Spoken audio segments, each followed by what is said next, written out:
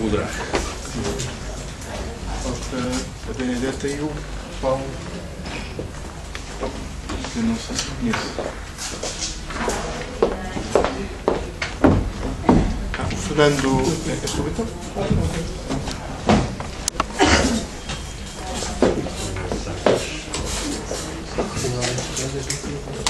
Já da Liosa. Importa-se que se registe em áudio para depois. Não. Oh, Zé, pede aí no balcão 3 garrafas de água.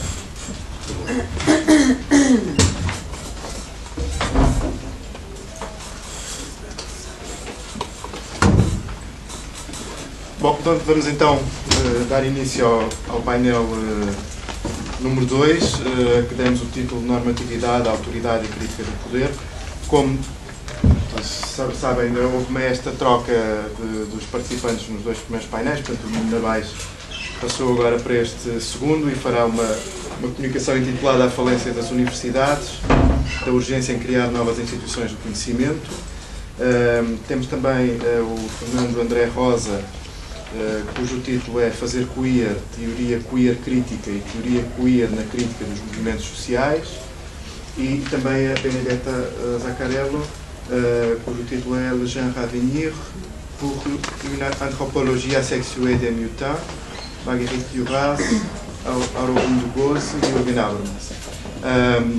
Relativamente depois à intervenção da Benedetta, ela poderá intervir ou em francês ou em inglês, embora, enfim, por questão de facilidade seria melhor em francês, mas bom, há estas duas opções.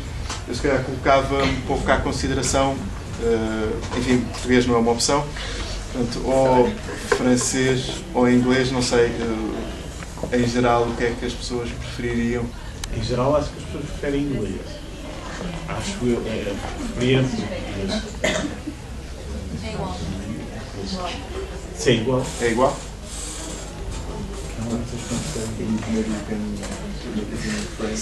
Em French. Bom, se calhar começa ao nível que já há 20 minutos a cada.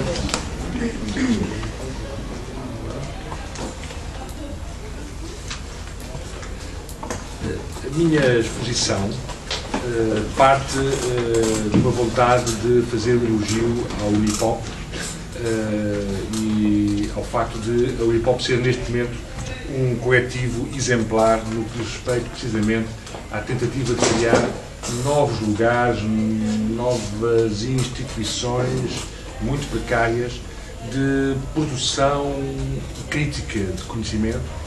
E este colóquio que a Unipop organiza, como o Zé Neves disse, é aqui feito na fábrica, porque a fábrica também, desde o início, esteve muito próxima desta aventura da Unipop.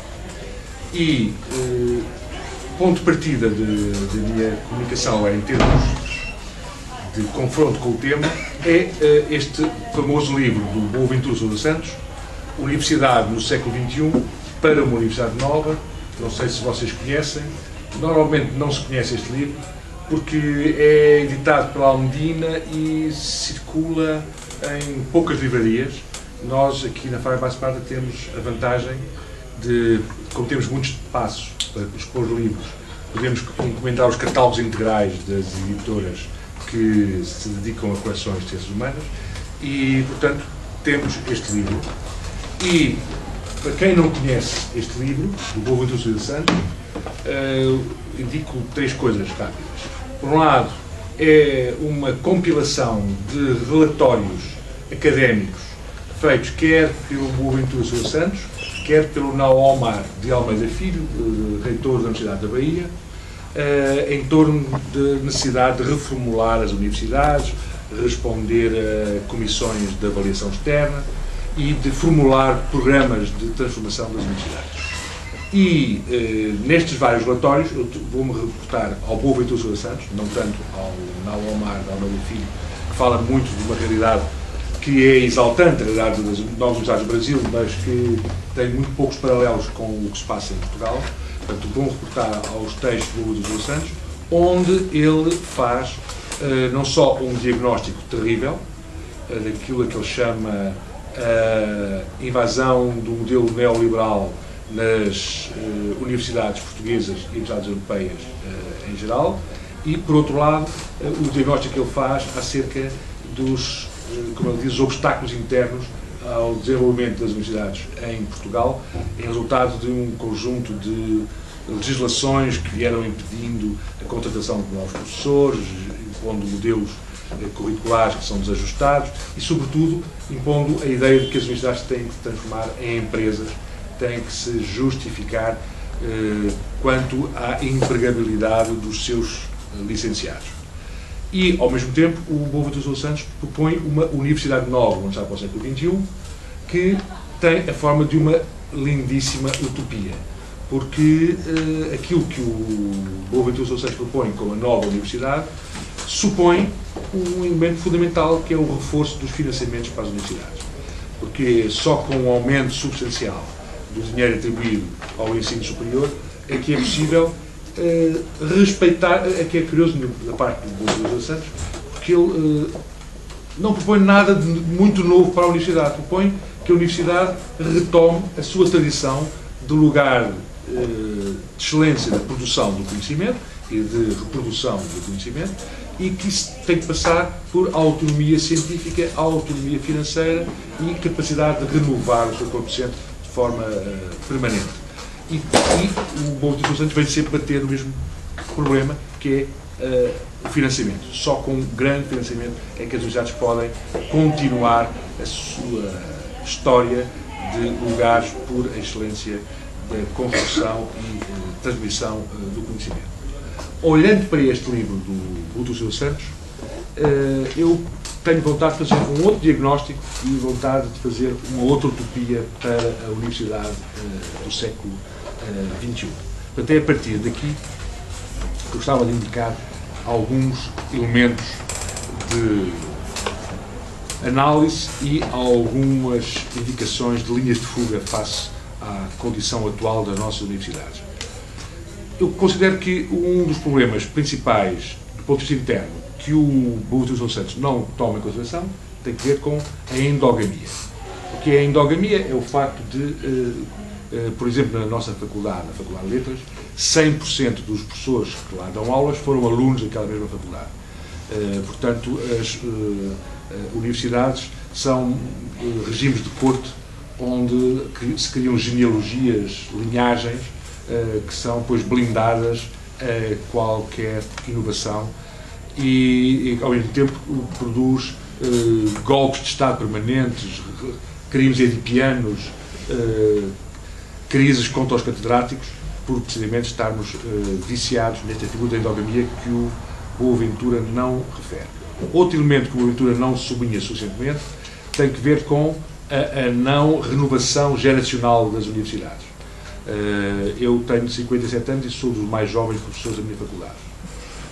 Porque depois de eu ter sido contratado, mais ninguém pôde ser contratado, porque não havia dinheiro e porque, precisamente, na década de 90, a política do Ministério da Ciência e do Superior era bloquear a ampliação do corpo docente das universidades públicas, mas era obrigar os professores a irem para as universidades privadas, como forma de, precisamente, criar uma alternativa empresarial para as universidades públicas. O terceiro elemento que falta na análise do Boaventura é a dos critérios de avaliação da produção científica.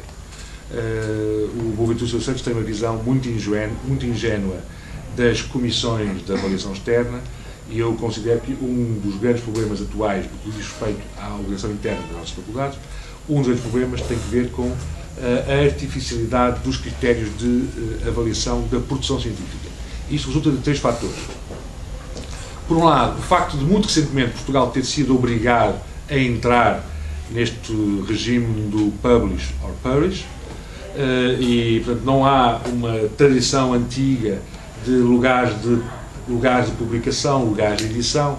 Criaram-se à pressa revistas de edição endogâmica dos departamentos.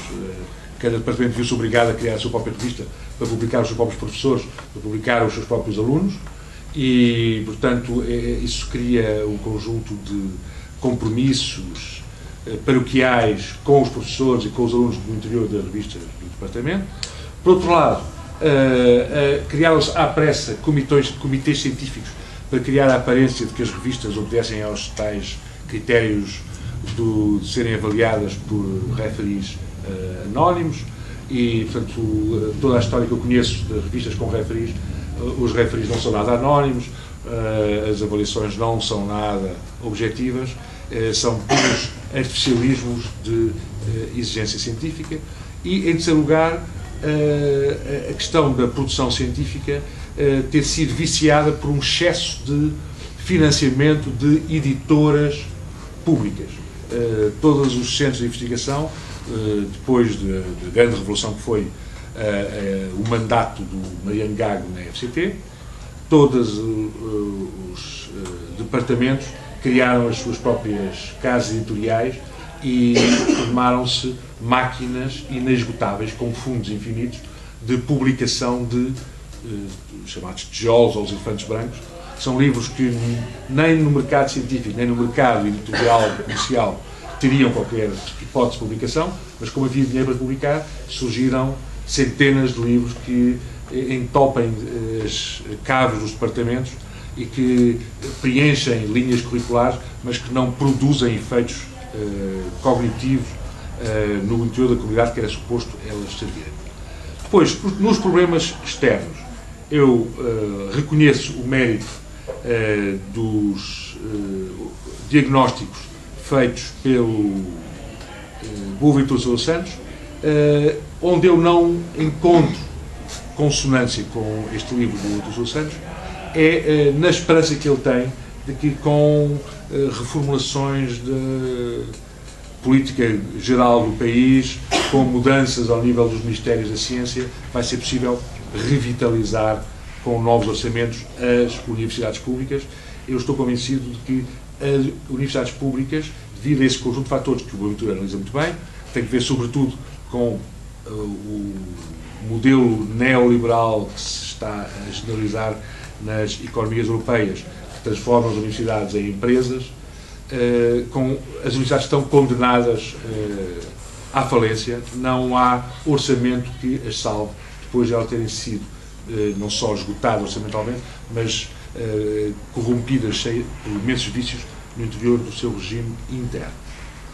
Quanto aos mecanismos da avaliação externa, que o Boaventura Sousa Santos considera que não tem muito que se alterar, eu gostava de indicar 3 lugares que não são originais. Estou a pensar, por exemplo, na Associação dos Antropólogos Alemães, que este ano decidiu que não queria ser sujeita a nenhum departamento de antropologia, que quer ser sujeita à Comissão de Avaliação Externa, nomeada pela Comissão Europeia, porque não reconhece seriedade nessas avaliações. Em França estão a surgir movimentos semelhantes por parte de muitos departamentos. Em Itália, já tem 3 anos, lembro do Departamento de Filosofia da Universidade de Turim, que também se recusou a ser avaliado externamente. Portanto, começa a haver uma desconfiança generalizada acerca dos critérios destas comissões de avaliação externas, e o Boaventura Sousa Santos não toma isso em consideração. Portanto, a decadência começa a chegar às próprias instâncias europeias de avaliação e a sua descredibilidade torna-se ainda não evidente, mas pelo menos com sinais visíveis. Depois, nestes mecanismos de avaliação externa, chamar a atenção para os vícios na comutabilidade dos currículos, ao introduzirem-se critérios puramente quantitativos, estão a surgir disparidades estranhíssimas nas avaliações dos currículos, e é estranho que o Boaventura Sousa Santos não chama a atenção para isso. E também o Boaventura Sousa Santos não chama a atenção para o problema dos lobbies de redes de referees. Portanto, é uma coisa que também tem vindo a ser muito denunciada na Alemanha, no interior das universidades inglesas ou das faculdades de língua inglesa. Portanto, há trocas de favores permanentes entre revistas e entre lugares de edição, de maneira que os artigos tenham garantia de publicação na revista A, se as pessoas que enviam um artigo para a revista B têm garantia que os seus artigos na revista B são também publicados. Portanto, a existência de cada vez mais lobbies, denúncias desses lobbies nas edições com referee, torna todo o sistema, na sua dimensão global, cada vez mais suspeito e, portanto, cada vez mais à beira de um colapso. Que efeito é que isto tem sobre os estudantes?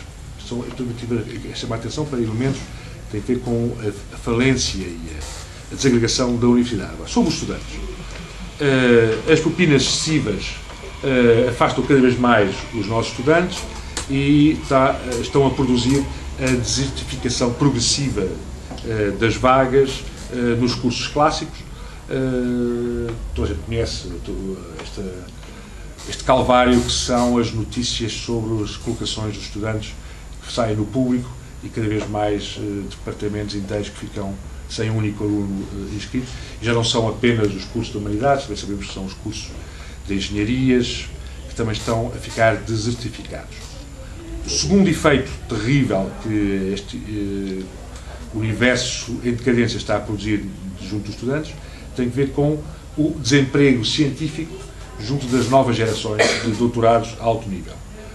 Há cada vez mais, graças ao modelo de financiamento da investigação pós-graduada introduzido pelo Mariano Gago, sobretudo para as áreas das ciências humanas, nos últimos 20 anos, isto começou em 97, portanto já estamos quase a fazer 20 anos de Mariano Gago, não de Mariano Gago efetivo, mas do efeito Mariano Gago nas ciências humanas, e eu estou convencido que a geração dos 30, 35 anos atualmente em Portugal, que fez doutoramentos financiados em lugares de excelência, é a geração mais competente que alguma vez houve em Portugal. Quando eu penso no modo como eu me formei, não havia a GENIC, nas bolsas da Gulbenkian, para nós termos uns períodos vagos de investigação em universidades estrangeiras, comparado com os jovens que hoje dirigem tese de doutoramento, não tenho qualquer dúvida que a grande maioria das pessoas que eu acompanho no doutoramento são muito mais competentes aos 30 anos do que éramos nós e todos os meus colegas há 30 anos. E dá-se a situação paradoxal da melhor geração, pelo menos nas ciências humanas, com melhores competências científicas, está condenada ao desemprego científico, porque nem tem hipótese de entrar para a carreira académica, porque os lugares estão bloqueados, blindados há 30 anos, vivem de bolsas de pós-doc ou bolsas de investigador altamente precárias e não se desenham no horizonte novos centros de investigação, novas instituições para acolhimento dessa nova geração. Portanto, eu considero que estamos a assistir a uma geração completamente perdida e o que é mais terrível é que é a melhor das gerações. Há sempre houve gerações perdidas, agora que a melhor das nossas gerações seja justamente aquela que vai ser perdida, é aterrador. Então, passo às alternativas. Tenho mais 10 minutos, bem? 5, 7 minutos. Então, alternativas a esta situação calamitosa. Eu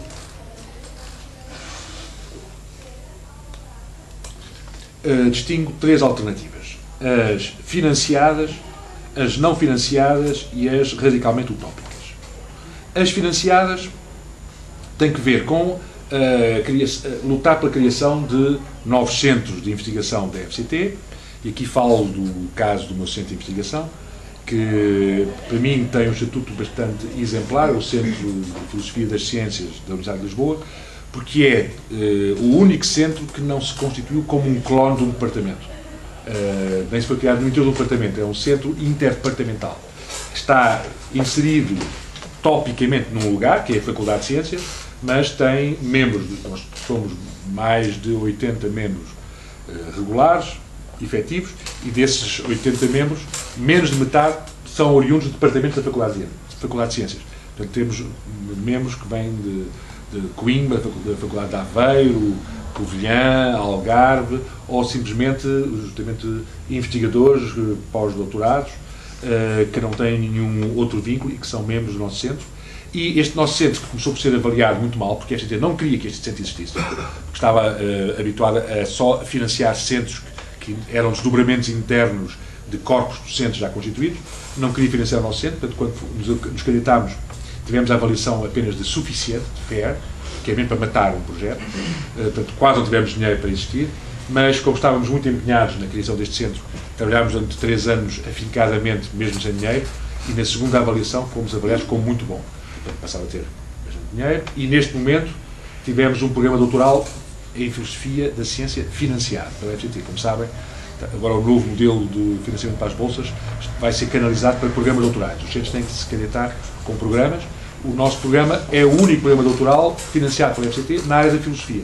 Portanto, de repente passámos de centro menor com avaliação de FER para o único centro de filosofia deste país que tem um programa doutoral financiado até 2020 e que vamos ter, portanto, 20 bolsas de doutoramento para oferecer neste programa de Filosofia da Ciência, Tecnologia, Arte e Sociedade.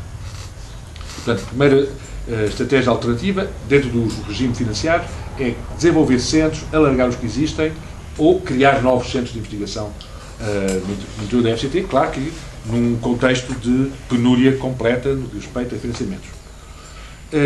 Outra linha é investir nas bolsas de investigação, portanto, exigir à FCT a criação de mais bolsas de investigador, portanto, criar carreiras de profissionalização dos investigadores. Dentro dos modelos alternativos não financiados, temos o modelo da Unipop, que é coletivos que organizam encontros científicos que enquadram investigações avulsas, que fazem publicações regulares, tudo com base em orçamento zero e energia de 2000.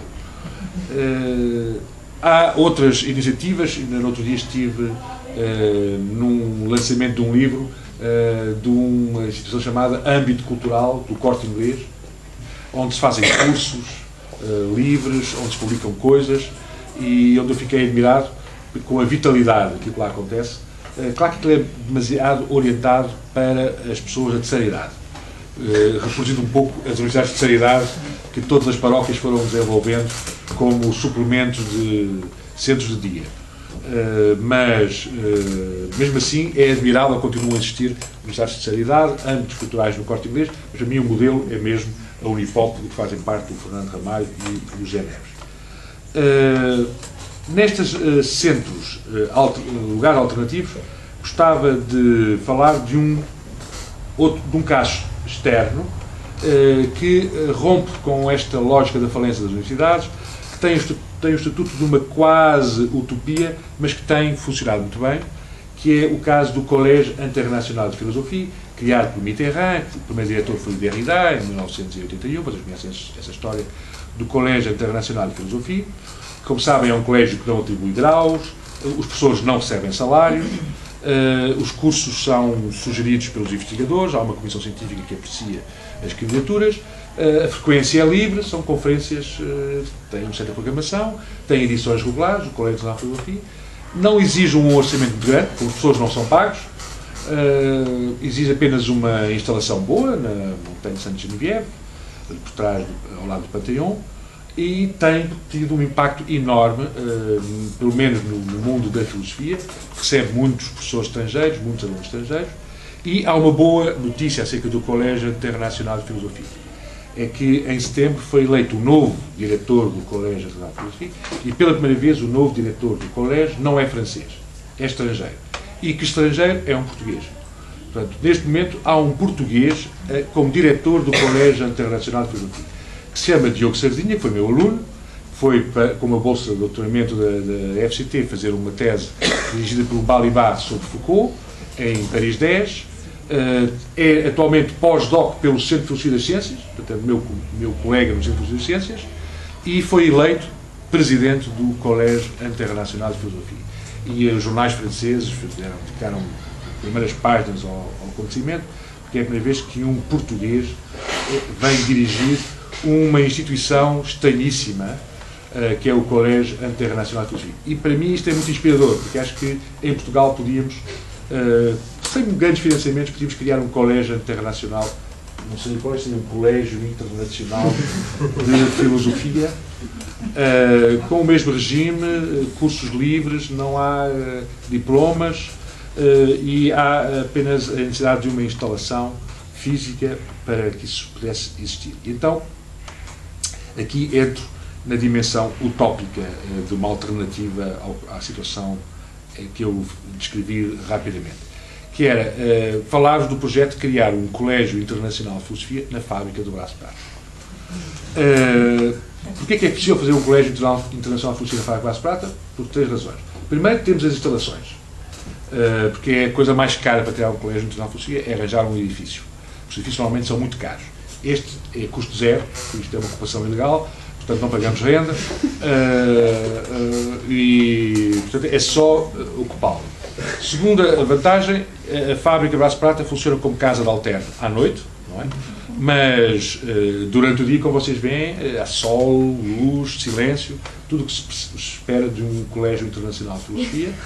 Temos cafés, laranjadas, chás para os intervalos, temos as casas de banho mais ou menos limpas.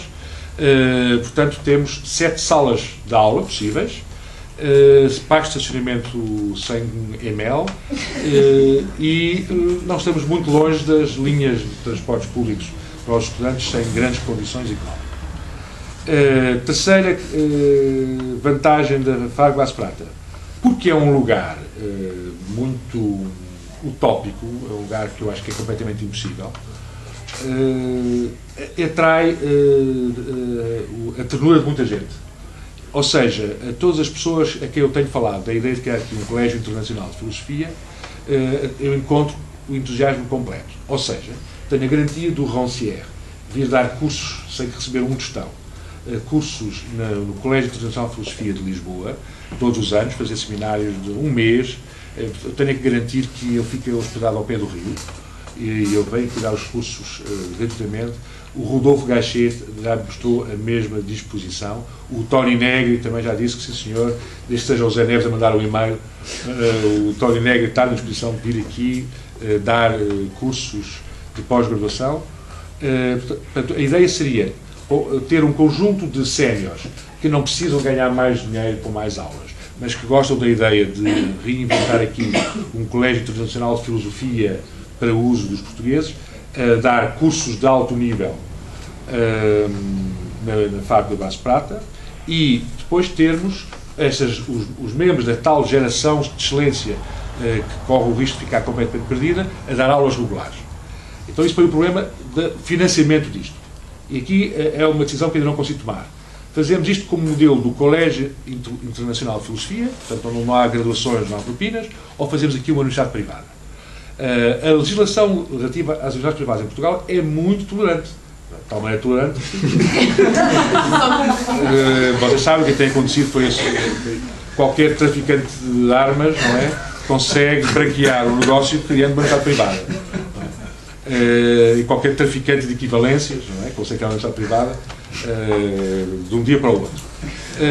Portanto, eu acho que tínhamos condições de, com uma certa organização interna, criarmos na Faculdade Brás Prata uma universidade privada transparente, séria, seria a primeira em Portugal, com cursos sérios, e teríamos como lema, logo aqui colocado à entrada do portão, aqui não se dão equivalências.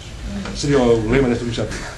Aqui as pessoas estudam, aprendem e obtêm os seus graus de forma séria. Se fôssemos uma universidade privada, podíamos cobrar propinas, atribuíamos graus, e as propinas seriam mais baratas que as universidades públicas e muito mais baratas das outras universidades privadas fundadas por traficantes de armas, e com essas propinas podíamos pagar as aulas dessa nova geração que está sem abrigo e que darão cursos fabulosos nesta universidade. As propinas pagavam os jovens professores, porque os séniores vinham cá de graça, não precisavam receber dinheiro.